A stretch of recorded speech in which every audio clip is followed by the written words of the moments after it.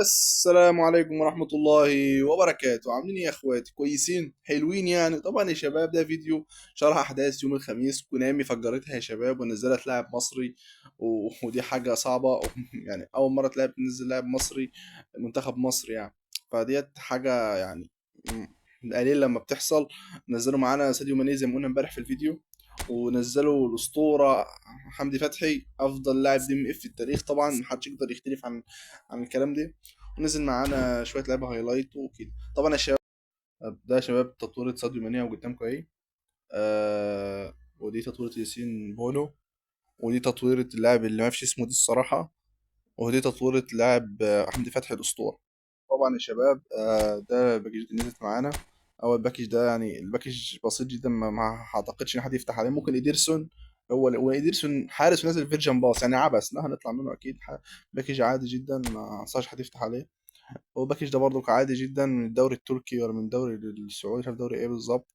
برضو في لاعب ليدز يعني بقى لعيبه مش انصح فتح. طبعا ده ليلتنا كلها بقى باكج نجوم الاسبوع. ده الباكج اللي انا هفصل له تفصيل.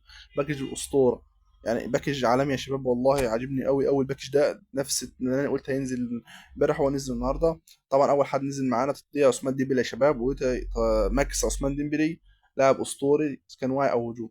طبعا دي اسينسيو، لاعب طاقات دفاعيه وعي 91 يعني متكامل. ده ديبالا، لاعب برضو جامد جدا. باكيج يا جدعان متكامل. طبعا يا شباب، يلا بينا على حاجات تانية. هو حملة تنزيل 950 مليون. الحملة ديت يعني الأسبوع ده للأسف ما فيهوش حاجة مميزة يعني، للأسف يعني.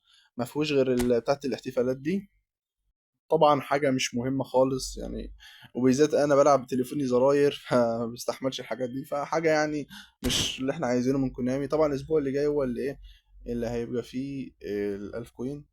طبعا لسه بدري عليه الأسبوع اللي جاي، فنستنى بقى الأسبوع اللي جاي. وطبعا يا شباب، ده كان نهاية الفيديو. طبعا ما تنسوش تصلوا على النبي عليه أفضل الصلاة والسلام. دايما لايك واشتراك في القناة وتكتب تعليق ازيك حلو يا رايق. وما تنسوش تدعوا لأخواتنا في غزة.